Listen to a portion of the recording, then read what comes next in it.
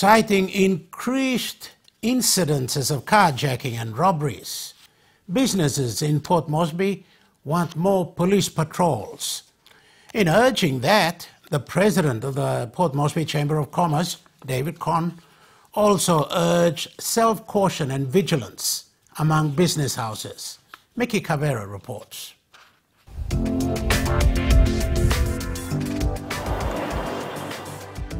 Despite the conducive business climate in Port Moresby, doing business can be tough. The threat of crime is something business houses endure. In recent weeks, there has been a spike in robberies and car theft. This has again prompted calls for more police presence in the city. To see, would just like to see the police out on the streets more and more. I mean, you know, and okay, we can accept, although it's a fairly common mantra from the police that they don't have resources, even in the good times. So in the bad times, they're like everyone else; they're struggling for resources. But we would, you know, we just say, look, you know, in times like this, I mean, just husband your resources properly. I mean, I would expect, as a business leader, to be seeing more visible police presence on the streets in major populated areas, around business areas. That is deterrent.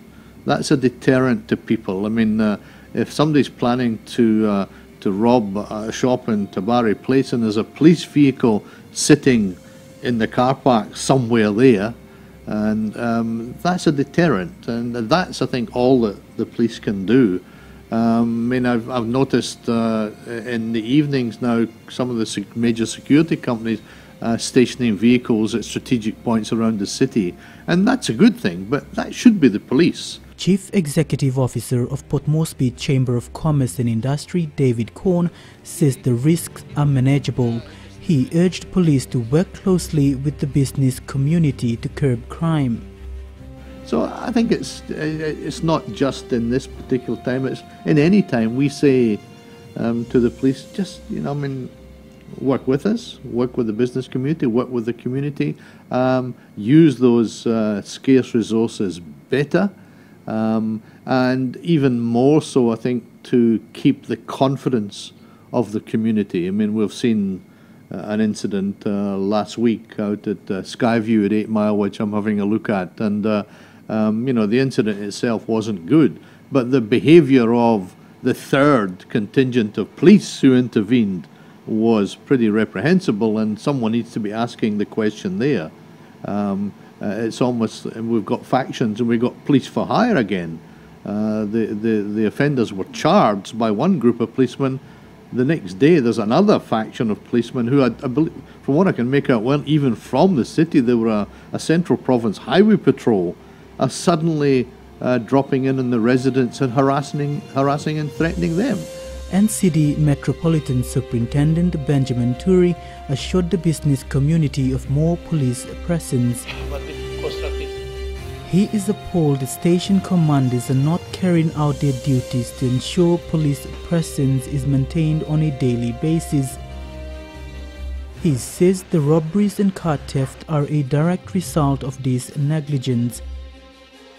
We have the resource. Yes, I can say that some of our station commanders are with complacence, and they're not doing much enough. That every time we have a meeting, 2 days a week, passing the message down to them to go back to the police officers down the ground to do this and that, like monitor their own area of operations. It's above as a station. The commanders are a bit complacent. They take it too lightly, so they're not patrolling much of the area or doing, at least feel a bit of roadblocks early hours of the morning or in the night. Most times the cars are jacked in the night and early hours of the morning, like school drop-offs. They have also come up with an initiative to publish number plates of stolen vehicles. Tourist says all this is an effort to curb crime, but requires the support of business houses as well. Mickey Cavera ending the program. Thank you for your company. We'll be back tomorrow for another edition of PNG Tonight. I'm John Higgins. Good night.